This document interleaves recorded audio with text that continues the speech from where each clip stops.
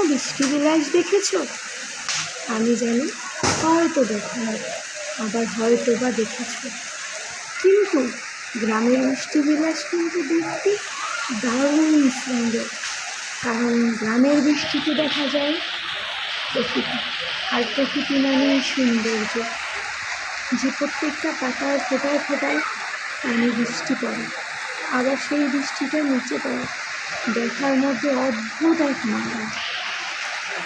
এমন একটা কথা কি জানো, এই বৃষ্টিতে না প্রত্যেকটা গাছ ধুয়ে সুন্দর দেখা যায়, যেটা দেখলে মনটা ভালো লাগে।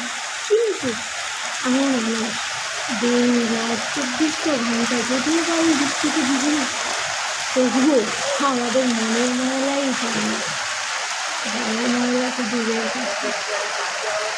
বৃষ্টির পানি হয়তো অনেক কিন্তু মধুর আবহাওয়া দেওয়া একটা পানি, কিন্তু এই পানিতেও আমাদের মানুষের মনের ময়লা সরাতে পারে না।